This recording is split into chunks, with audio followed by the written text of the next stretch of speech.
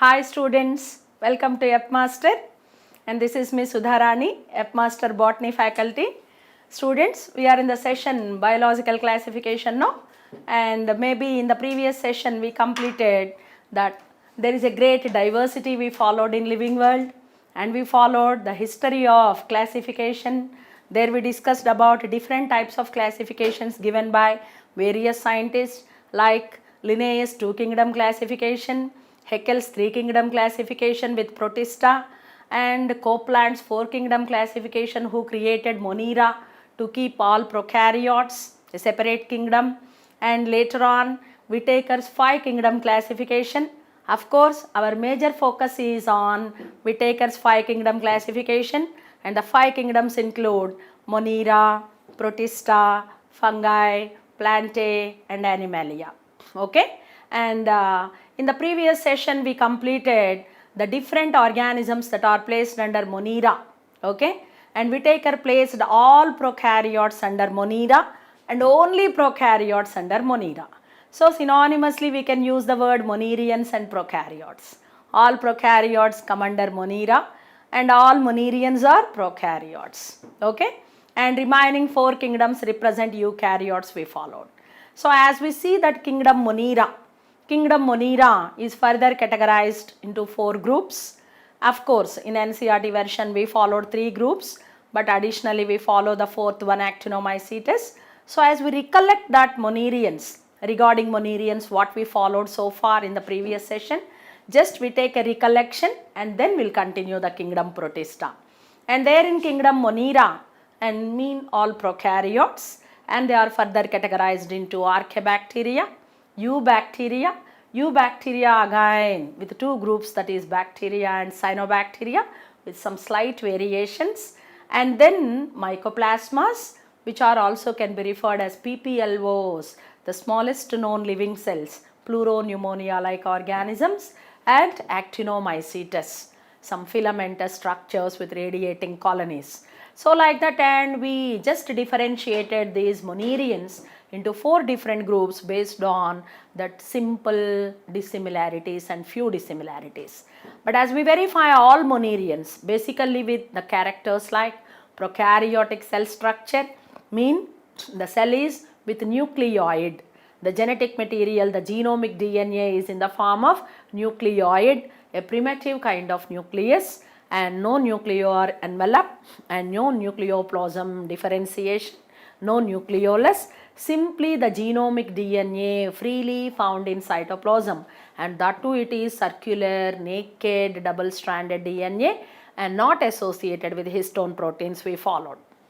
Okay, and then membrane-bound cell organelle are totally absent in Monerians. Okay, as they show prokaryotic cell structure and with primitive nucleus nucleoid, and membrane-bound cell organelle are totally absent we followed. But of course, there is an amembranous cell organelle, universal cell organelle found in all living cells, that is ribosomes, is there in Monerians. And of course, that is 70S type of ribosomes we followed with the subunits, that is 30S and 50S. Okay, and then except that ribosomes and remaining cell organelle, that is membrane bound cell organelle, are totally absent. Even centrosome and centrioles are also absent. And of course, centrosome is an amembranous cell organelle but not found in prokaryotes, and we have to follow this point. Okay, then and regarding mode of nutrition in Monerians and Archaebacteria are basically chemoheterotrophs, but methanogens are chemoautotrophs. That is a special interesting feature we have to follow. As methanogens, they perform fermentation of dung and produce methane gas. Now, at that time they derive carbon from carbon dioxide, which is the byproduct evolved. So instead of chemoheterotrophs, we are considering methanogens as chemoautotrophs. Then and eubacteria with bacteria and cyanobacteria. Bacteria show a great metabolic diversity in their mode of nutrition, and whatever the different types of nutrition on the globe, all they are observed there in the group, that is bacteria. So bacteria show metabolic diversity regarding mode of nutrition we followed with 4 different types of nutritions we discussed, that is photoautotrophic, photoheterotrophic, chemoautotrophic, chemoheterotrophic. But as we see cyanobacteria, that is by the name blue-green algae, in old classification we followed prokaryotic algae, but now in Whitaker's classification by the name cyanobacteria along with bacteria kept under eubacteria, no, that cyanobacteria, they show photosynthetic, that is photoautotrophic mode of nutrition. All cyanobacteria members are photosynthetic, and we followed nostoc, anabina, aslatoria, etc. Okay. And there is an interesting feature we observed in certain bacteria and cyanobacteria, that is nitrogen fixation. And some of the bacteria like Rhizobium and Azotobacter azospirillum and cyanobacteria members nostoc and anabina, they act like nitrogen fixers and perform biological nitrogen fixation. In cyanobacteria, the body is in the form of trichome, and there in the trichomes of cyanobacteria, some special compartments for biological nitrogen fixation called heterosis we followed. Okay. Then coming to the other category, that is mycoplasmas, as we see, and in mycoplasma cell wall is totally absent. In archaebacteria, cell wall is there with pseudomurin, and in eubacterial members, that is bacteria and cyanobacteria, cell wall is with murin, whereas in mycoplasma cell wall is absent. Okay. And mycoplasmas are of course aerobes, but can survive even in the absence of oxygen. So they are facultative anaerobes we followed. And mycoplasmas, based on mode of nutrition, they are pathogenic parasitic, no? So they come under chemoheterotrophs. And mycoplasmas, they are pathogenic and cause diseases in plants and animals as well as human beings. And what are the plant diseases caused by mycoplasma you followed? That is witch's broom as well as little leaf of brinjal, or the plant diseases by mycoplasma. And even in human beings and cattle also, mycoplasma cause diseases like urethritis. Okay. Then coming to Actinomycetes, and of course they had cell wall with mycolic acid, a special chemical. And Actinomycetes are filamentous prokaryotes. Okay. And they form radiating colonies on culture.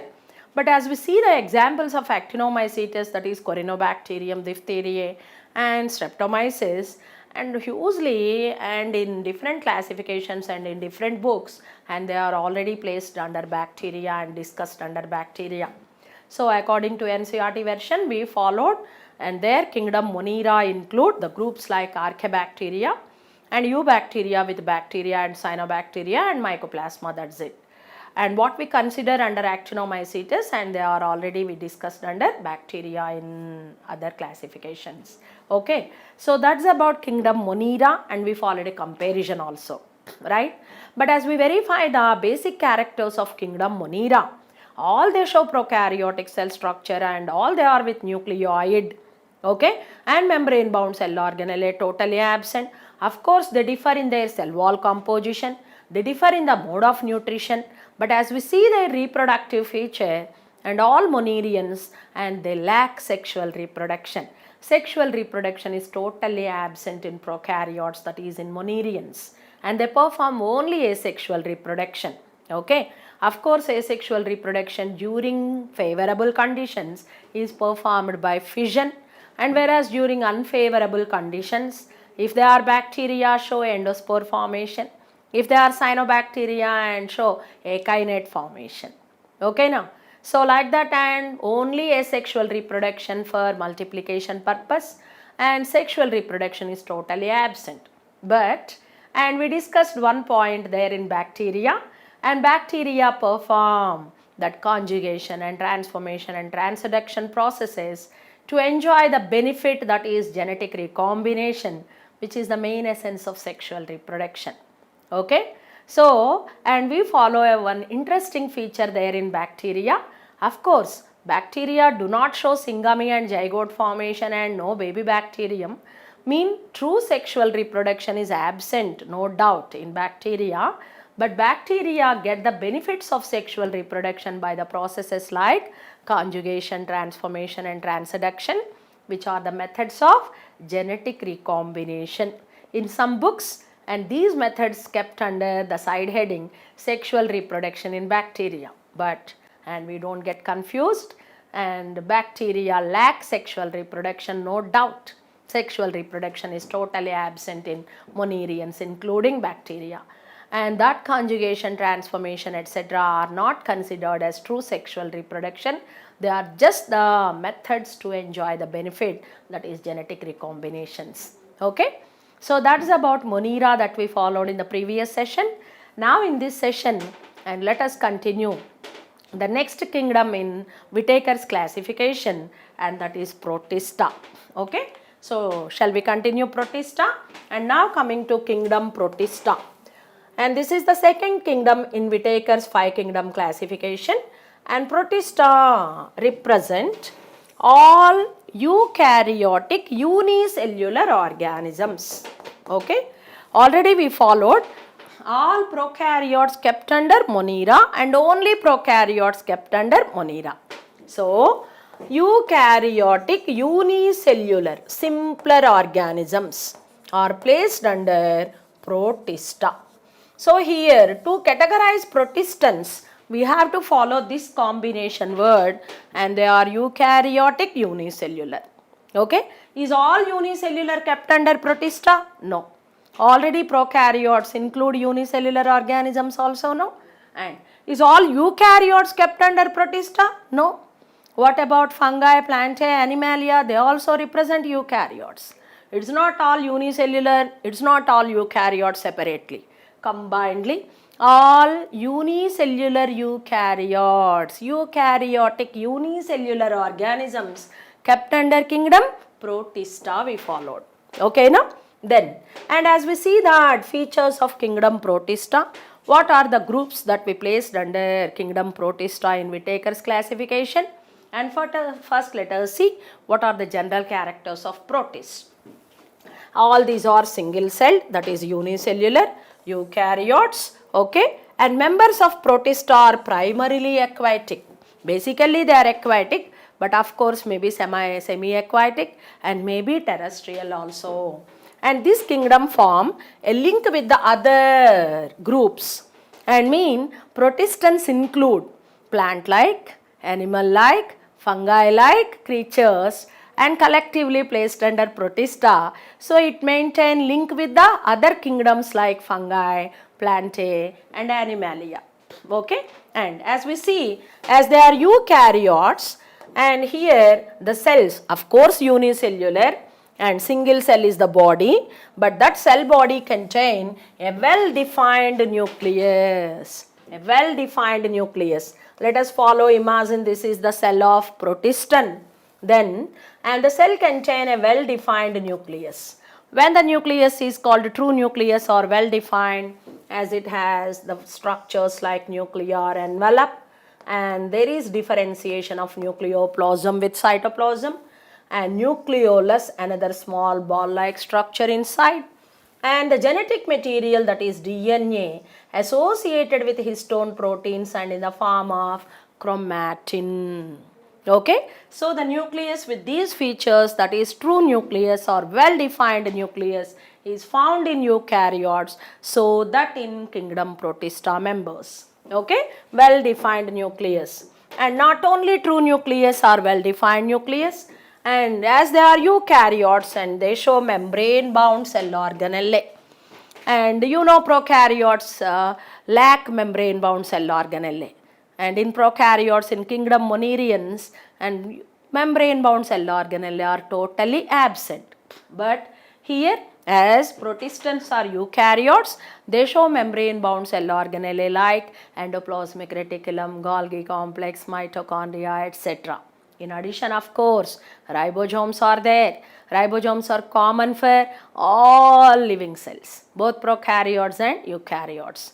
But of course, eukaryotes with two types of ribosomes now, both 70S type and 80S type of ribosomes. Then, coming to the reproduction part in Protists. Protists show both asexual reproduction and sexual reproduction. Whereas Monerians, as they are prokaryotes, they show only asexual reproduction, and sexual reproduction is totally absent, we said, no? But in Protista members, and both asexual and sexual reproduction is there. Of course, asexual reproduction, and maybe by fission, by division or by spore formation, but whereas sexual reproduction is by zygote formation. So here in Protista members, there is true sexual reproduction, and may the body cells produce the gametes, and may the cells themselves they fuse, but finally there is zygote formation and egg one formation, and which is considered as true sexual reproduction, that is there in Protists. Okay, so these are the basic characters of kingdom Protista members. But now let us take a glance what are the different types of Protists, okay, and how their body organization. Okay, so as we see these Protista members, all these are Protista members belong to kingdom Protista, and here we observe some plant like Protists, and they are Diatoms and Dinoflagellates. Diatoms by the name Chrysophytes we follow, okay. Diatoms and Dinoflagellates they are commonly known as, and this is one group come under Protista, and they are plant like. They show cell wall and photosynthesis, that is autotrophic mode of nutrition.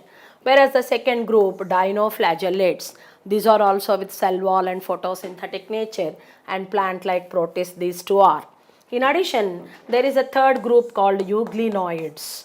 And may you heard about Euglena, very familiar for you, no?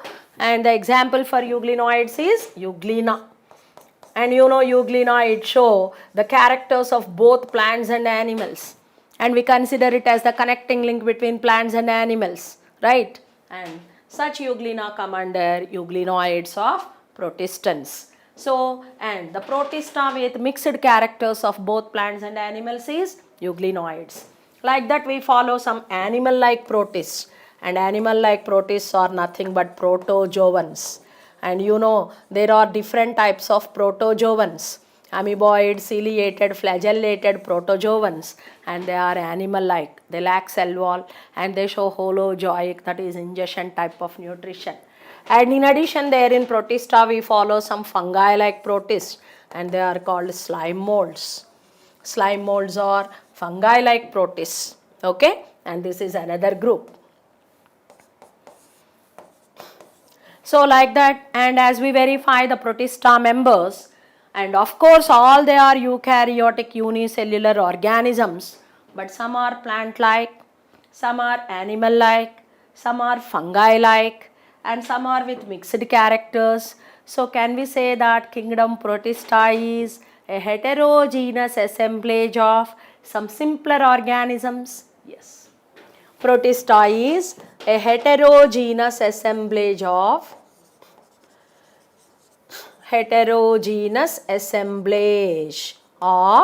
simpler organisms, because all they are unicellular and a very simple body organization, but some of them are plant-like, some of them are animal-like, some of them with mixed characters, some of them are fungi-like. So they are heterogeneous assemblage of some simpler organisms. Kingdom Protista represent the plant-like Protists having cell wall and photosynthetic nature, animal-like Protists that lack cell wall and holozoic mode of nutrition, and fungi-like Protists with fruiting bodies, okay, and with mixed characters like Euglena and Euglenoids.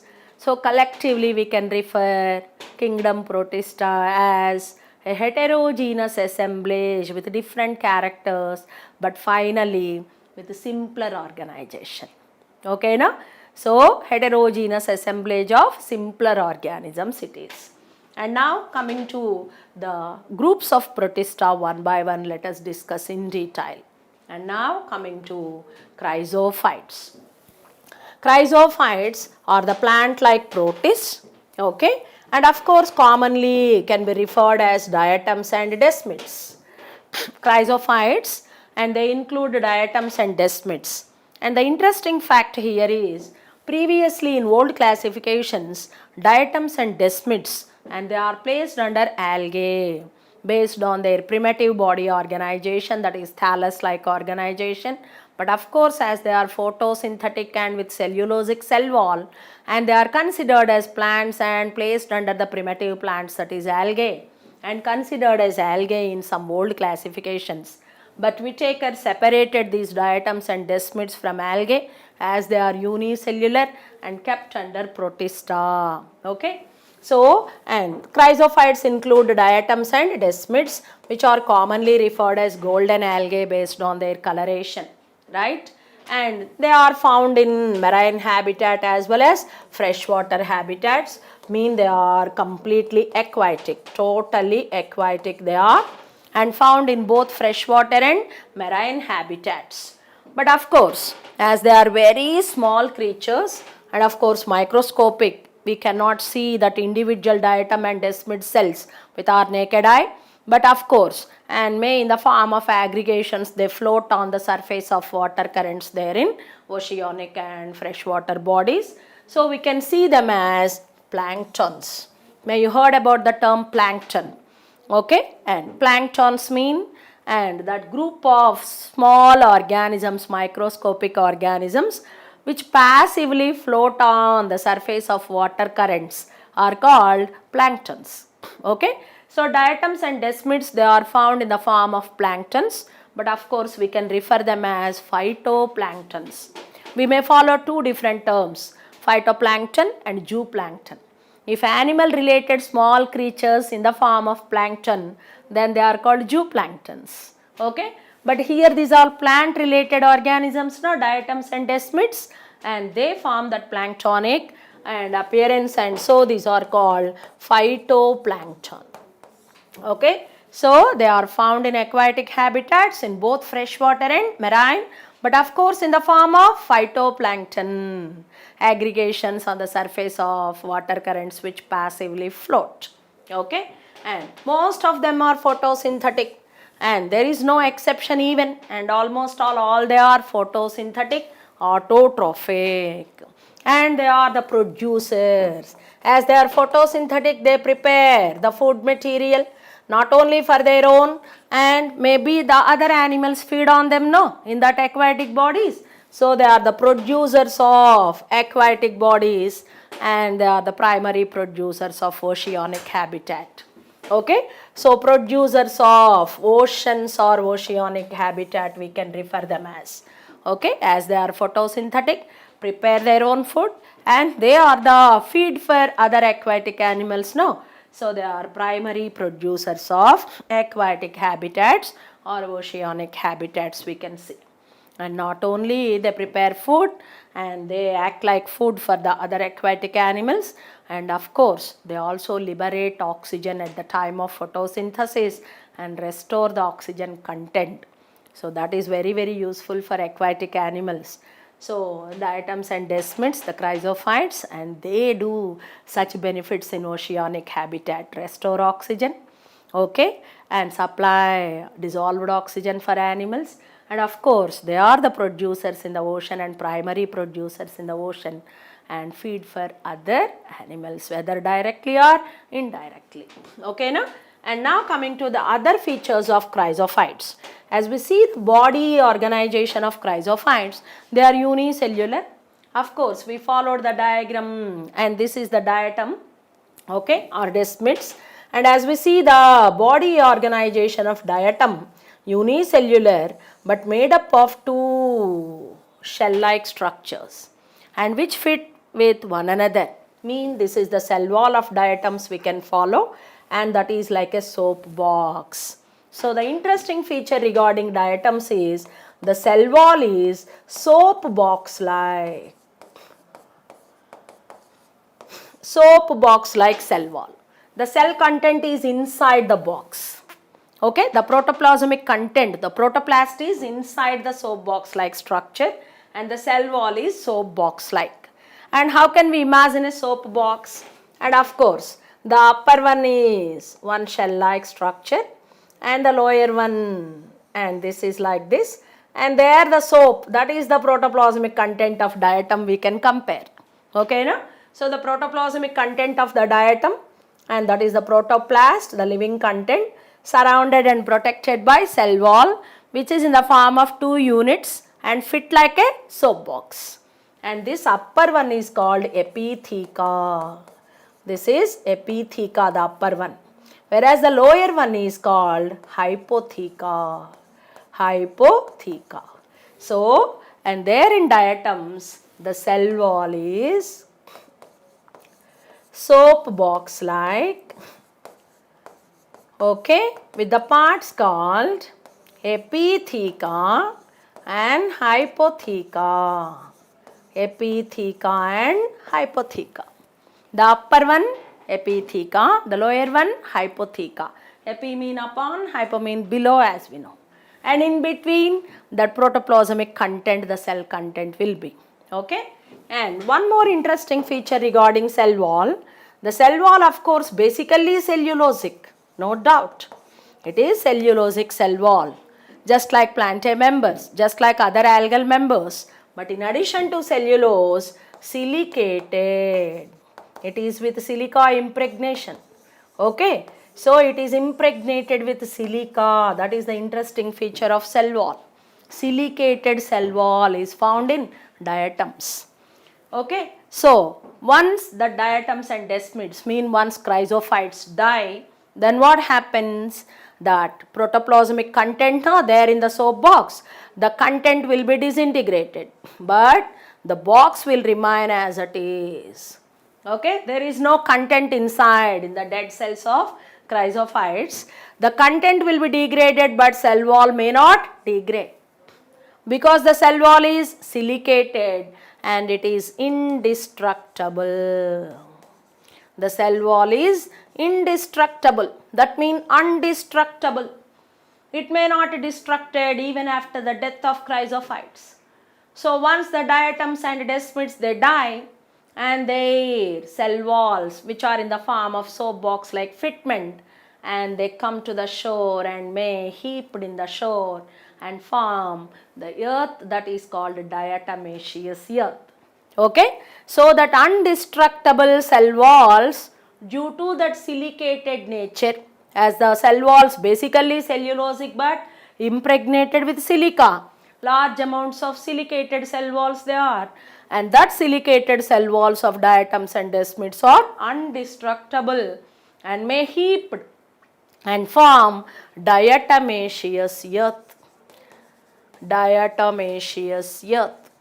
In the seashores, that heap formed by the dead cells of diatoms and desmids is called diatomaceous earth. Can we say botanically that diatomaceous earth is nothing but the cell walls of diatoms and desmids which are soap box like? Yes. Only the cell walls, no protoplasm inside, they are dead cells. And cell walls are undestructible due to silica, their impregnation of silica made them undestructible. That is diatomaceous earth. But of course, as we see the texture of diatomaceous earth, that is porous, because there the protoplast content will disintegrate now there in the cells and make that diatomaceous earth porous. That porous diatomaceous earth, and we use for human endeavor, for the benefit of human beings, and in different activities. May you heard about the diatomaceous earth, due to its abrasive nature, due to silica impregnation in the cell walls that show abrasive nature, no? Due to abrasive nature and used for polishing purpose, polishing wood or sand or whatever it is. Even we polish our soles with some stone like structures with gritty nature, no? And nothing but diatomaceous earth. Okay. So due to gritty and that abrasive nature, and this diatomaceous earth used for abrasive purpose, that is polishing purpose, and due to porous nature, the diatomaceous earth, and that is also used for filtration purpose, that is filtration of oils and syrups. And may you heard about even this diatomaceous earth used in soundproofing. Okay, at this point also, and even in soundproofing we use this diatomaceous earth that we collect from offshores. Okay, and the technical name for diatomaceous earth is Kesselghar. This is technically called Kesselghar. So Kesselghar is diatomaceous earth, nothing but silicated cell walls of diatoms and desmids, that is chrysophytes, which are deposited in offshores, and they are commercially used in soundproofing and filtration of oils and syrups, and as well as for abrasive purpose, that is for polishing purpose, due to their gritty nature. Okay, that gritty nature is due to silicated nature there in the cell walls, due to impregnation of silica. Of course, cellulosic cell wall, but additional impregnation of silica we have to follow. And that is the interesting feature regarding the cell walls of chrysophytes. Okay. Then coming to one more interesting feature, as we see the cell, that is unicellular, no doubt, but as we see the body organization of diatoms, and we observe there are two types of symmetry, even unicellular body, and they show two types of symmetry.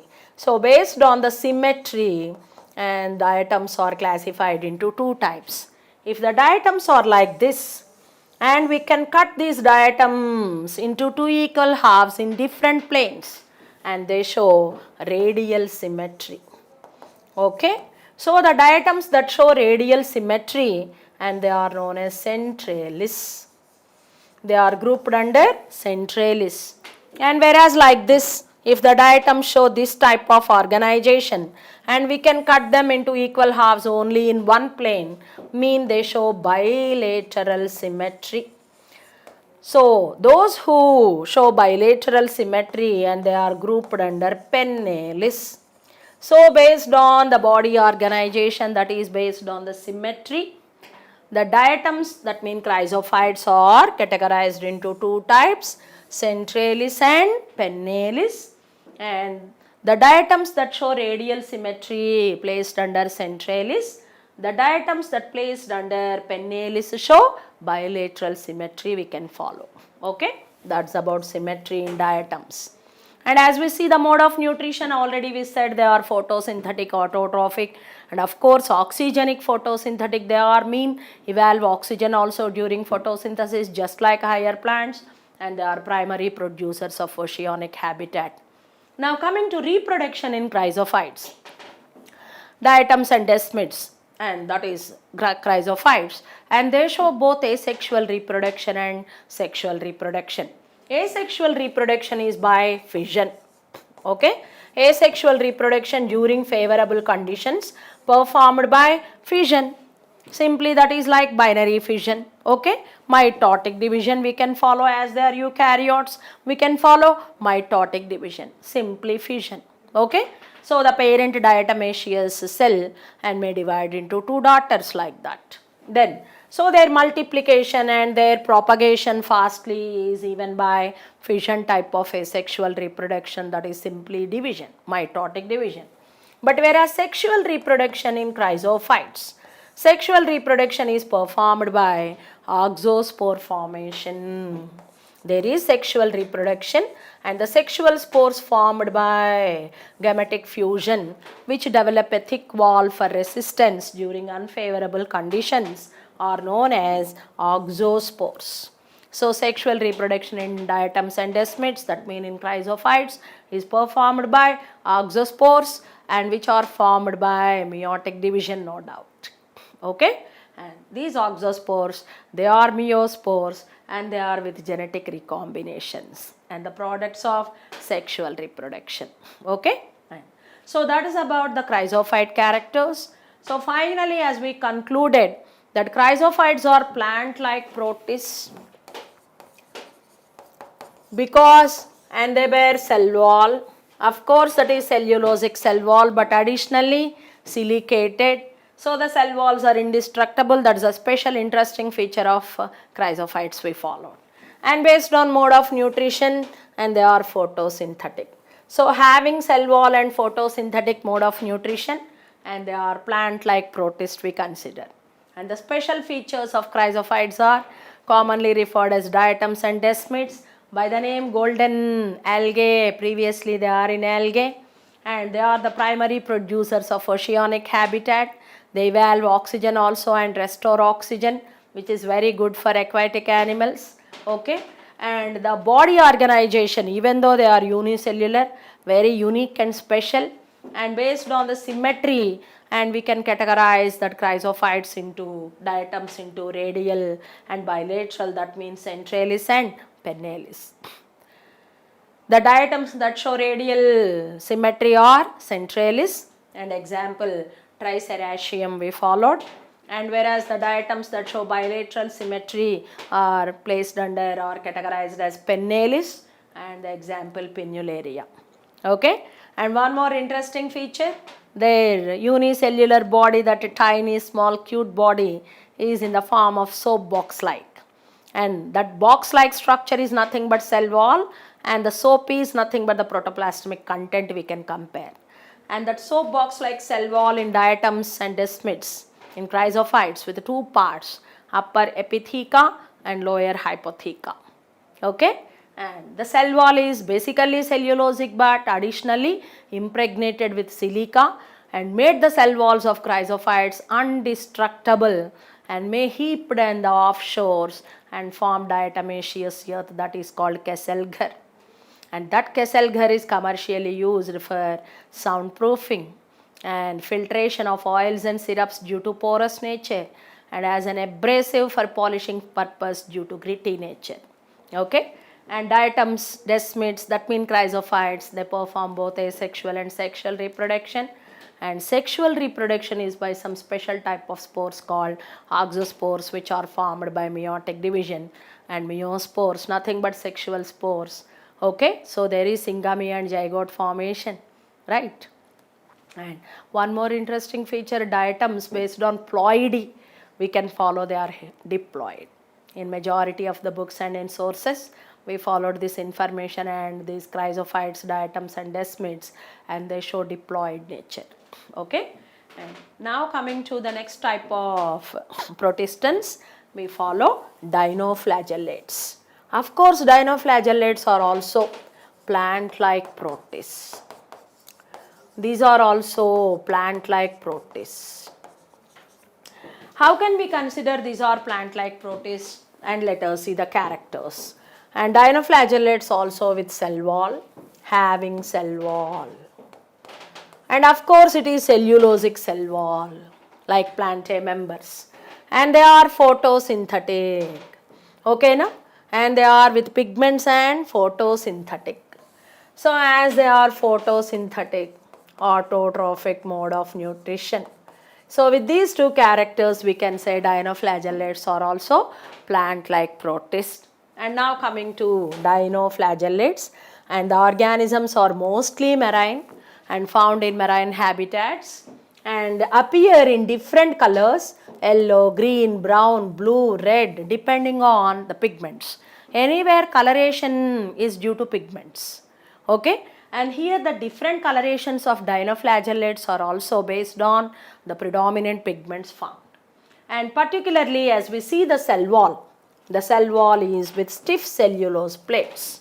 As we see the body organization of dinoflagellate, and here we can follow and how the body organization of dinoflagellates, and here this is unicellular structure, but of course stiff cellulosic plate will be there in the cell wall, and these are the cellulosic plates made up of cellulose only, but in the form of stiff plates they are organized. And dinoflagellates are with two flagella. Okay, and they are with two flagella, and which are placed perpendicular to each other. One is and maybe like this, and one is horizontal and one is vertical. One is longitudinal and the other one is horizontal, like that, and two perpendicularly placed flagella will be there. As two flagella are found, so the organisms are named as dinoflagellates. Okay, na? So this is the body organization of dinoflagellate, unicellular, single, simpler body, but with stiff cellulosic plates as cell wall and with two flagella and motile. So as we compare diatoms and dinoflagellates, and of course here the cell wall is soap box like and with silicated nature and indestructible, but here the cell wall is only cellulosic but in the form of stiff cellulose plates. Okay, and diatoms are non-motile, non-flagellated, whereas dinoflagellates are flagellated and motile. Flagellated and motile. Now coming to dinoflagellates information. The cell wall has stiff cellulose plates on the outer surface, and most of the dinoflagellates they have two flagella. But as we see, already we followed, no? And the two flagella, they are placed at right angles to each other. One is horizontal, one is longitudinal. So they are placed perpendicular to each other. As the flagella are perpendicular to each other and cause movement in dinoflagellates, so dinoflagellates, they show a special kind of movement, and so they are called whirling whips. Due to this particular feature, dinoflagellates, and they are nicknamed as whirling whips. Whirling whips. Why they are called whirling whips? And due to that whip-like movement. Why whip-like movement they show? Due to that perpendicularly placed flagella. Dinoflagellates with two flagella from the groove of the cell plates they arise, and one flagellum is horizontal and the other flagellum is and vertical, mean they are perpendicular to each other or at right angles or maintain 90 degrees. So at the time of movement, when they show movement, and that motility of these dinoflagellates is very specific and appear like a whirling whip, okay, whip tail like movement. So these are commonly known as whirling whips, nicknamed as whirling whips. Dinoflagellates are nicknamed as whirling whips due to their abnormal movement due to the flagella and how they are located perpendicular to each other. Okay, now whip-like movements they show. Then, and very often some of the dinoflagellates like red dinoflagellates, example Gonialax, and they undergo rapid multiplication and make the sea appear with red tides, particularly in Mediterranean Sea. We can follow this particular phenomenon. Okay, this is one of the interesting feature related to dinoflagellates. Some of the dinoflagellates, particularly a red dinoflagellate by the name Gonialax, which is found in large number in Mediterranean Sea. And there in Mediterranean Sea, actually Mediterranean Sea is very green in color, but the tides of Mediterranean Sea with Gonialax, due to its rapid multiplication, turn into red by the time they touch the offshore. Okay, so that is called red tides of Mediterranean Sea. That phenomenon, red tides in Mediterranean Sea, is due to a dinoflagellate, Gonialax, which is a red colored dinoflagellate or red dinoflagellate that show rapid multiplication, so that the tide and that turns red by the time it reaches to the offshore. Meanwhile, the Gonialax shows such rapid multiplication and form the tide or change the color of the tide into red color. Okay, so such interesting features we have to remember. Okay, and even dinoflagellates, and they liberate some toxins, and if the toxins in large amounts may released into the sea, and that cause killing of other marine animals such as fishes. So dinoflagellates are of course photosynthetic, but even and harmful to the aquatic animals, as some of them are toxic and liberate toxins if they are found in large number in the sea or in oceanic habitat, and may cause toxicity and cause killing of aquatic animals like fishes. No doubt they are photosynthetic. Okay, then one more interesting feature regarding dinoflagellates is, and some of the dinoflagellates, they exhibit bioluminescence. Okay, bioluminescence. What is meant by bioluminescence? And that is emission of light in darkness. So some of the dinoflagellates, they emit light in darkness, and that phenomenon is called bioluminescence. Okay, that is bioluminescence, right? So now let us follow what is bioluminescence and what is the example. Bioluminescence is, that is emission of light in dark. Interestingly, some of the dinoflagellates, they emit light in darkness, and the example is Noctiluca. Noctiluca.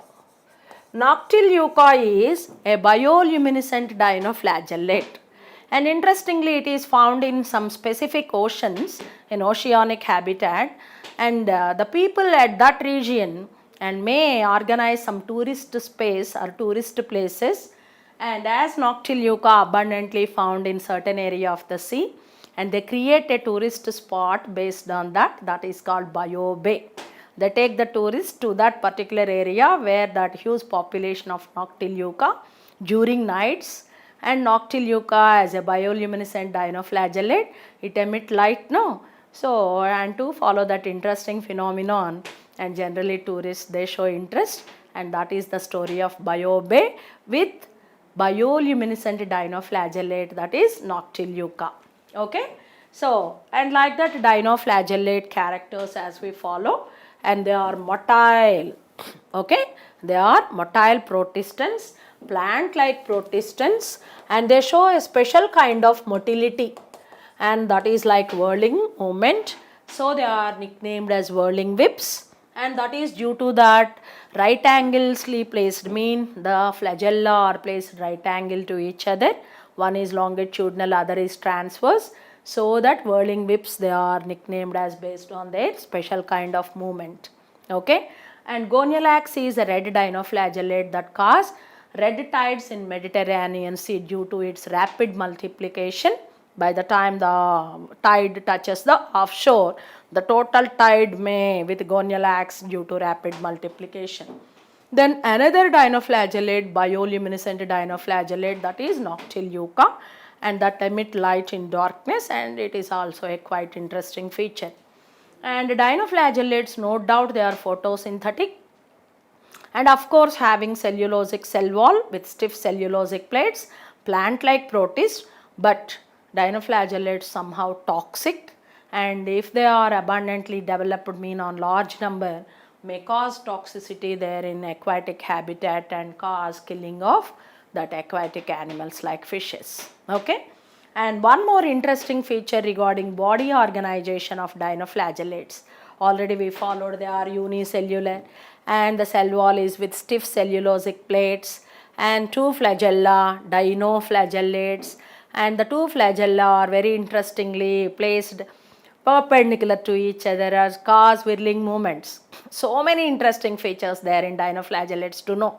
And one more is we have to know, and that is regarding the genetic material organization, that is nuclear organization in dinoflagellates.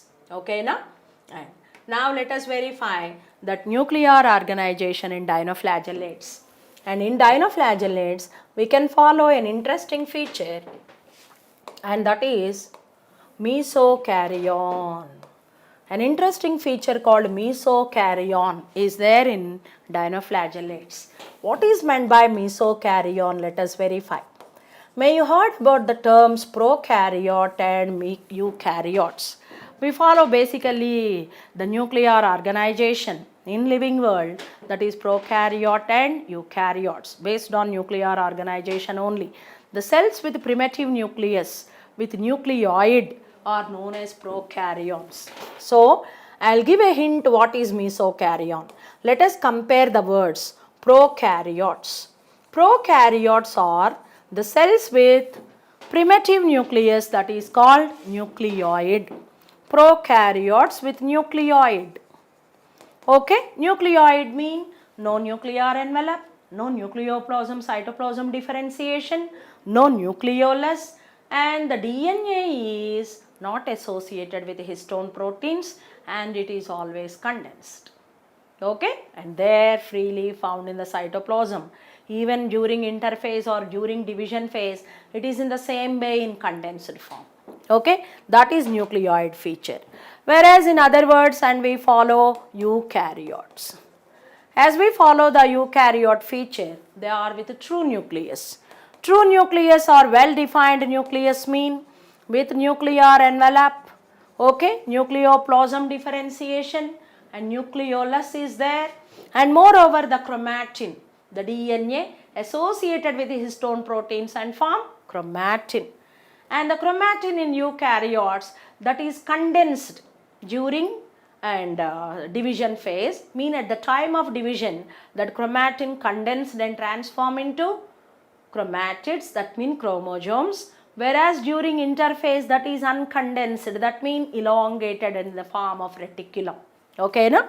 So there in the true nucleus, the chromatin is in the form of elongated thread-like, decondensed during interphase and condensed during division phase. Whereas in prokaryotes, that nucleoid with that circular naked double-stranded DNA, which is always condensed and not associated with histone proteins. Like that we differentiate prokaryotes and eukaryotes. But what is this term mesokaryon? And dinoflagellates, they show mesokaryon. What is meant by mesokaryon? Now let us see. Meso mean middle. Okay, so as we compare these three terms, prokaryotes, the cells with primitive nucleus. Eukaryotes, the cells with well-organized true nucleus. Mesokaryons, the cells with via media intermediate form of nucleus that show the characters of both prokaryotes and eukaryotes. Okay, the combination characters of prokaryotic and eukaryotic nucleus is there in dinoflagellates, which is called mesokaryon. Then now let us see how this mesokaryon is. Imagine this is the dinoflagellate cell and here the nucleus is in the form of mesokaryon, I said. And mesokaryon show intermediate features between prokaryon and eukaryon. And mesokaryon show a nuclear envelope. No doubt there is nuclear envelope there in the mesokaryon, and nucleoplasm and cytoplasm differentiation is also there, and nucleolus is also there. But here the DNA is naked and not associated with histone proteins. This is the DNA not associated with histone proteins, no histone proteins. Histone proteins are absent when compared to eukaryotes. So here we do not refer the word chromatin, and it is always in the form of a condensed DNA. Okay. So here the chromatin, of course, if we use the word chromatin even without histone proteins, if we use the word chromatin here, that chromatin is always condensed. Even during interphase, it is not relaxed or it is not in the form of thread-like, and the DNA molecules are always stiff and condensed because they are not associated with histone proteins. So as we see the characters of the nucleus of dinoflagellates, and it is a mesokaryon, and like eukaryotes they show nuclear envelope and nucleoplasm differentiation and nucleolus also, but the chromatin is not associated with histone proteins. Histone proteins are absent and the chromatin material is always condensed even during interphase. Okay. And so here as we compare the characters, the eukaryotic characters are presence of nuclear envelope and nucleoplasm differentiation, nucleolus, and these are the features of eukaryotic nucleus. But DNA without histones, no histones now, histones are absent and always condensed. The DNA, that is chromatin, is always condensed, and they are the features of prokaryotes. So the nuclear material, okay, the nuclear organization of dinoflagellates exhibit both eukaryotic features and some prokaryotic features. So that particular nucleus of dinoflagellates is called mesokaryon. Okay. And intermediate features of prokaryon and eukaryon. Like eukaryon with nuclear envelope and nucleoplasm and nucleolus. Like prokaryon and DNA not associated with histone proteins and always remain condensed even during interphase. Okay, and that is the quite interesting feature regarding dinoflagellate we follow, and all of you note down that mesokaryon features. Here the nucleus referred as mesokaryon. Then coming to reproduction part, dinoflagellates perform both asexual and sexual reproduction just like other protistants. Okay, and asexual reproduction by fission, that means by division process simply, and you know in unicellular organism cell division itself is a method of multiplication. Okay, and of course sexual reproduction is also there, and that is by the true sexual process, that is fertilization and zygote formation. Okay, so that's about dinoflagellates. Okay students, so in this session, and we completed the two groups under kingdom Protista, and that is Chrysophytes and Dinoflagellates. Of course both are plant-like protist, and having cell wall and photosynthetic, that is autotrophic mode of nutrition.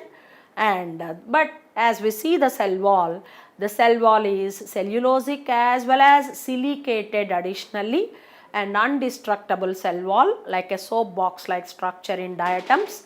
But whereas in dinoflagellates the cell wall is only with cellulose, but stiff cellulosic plates are there. Okay, and diatoms are non-motile, and whereas dinoflagellates are motile. And quite interesting movement, that is whirling movement, is there. So they are nicknamed as whirling whips. That is due to the placement of the two flagella at right angles to each other. Okay. Then, and a few more interesting characters, mesokaryon is there in dinoflagellates, and gonialax is a red dinoflagellate that cause red tides in Mediterranean Sea, and Noctiluca is a bioluminescent dinoflagellate and that emit light in darkness. So it is the interesting phenomenon of biobay that we followed. Okay, and some dinoflagellates are toxic even to aquatic animals, right? And that is about the two groups under Protista, the plant-like protists, Chrysophytes and Dinoflagellates. In the coming session, we'll continue the remaining groups of Protista, that is euglenoids and slime molds and protozoans. Okay, until then, and all of you stick to the live classes of EdMaster, and all of you download EdMaster and follow the live classes with clear information and with very beautiful presentation of PPTs and photographs as you enjoyed, I think. And all of you follow that online information, that is DPPs and material providing to you, and prepare for the exam and take the online examination and get the benefit of that full-fledged comprehensive NEET orientation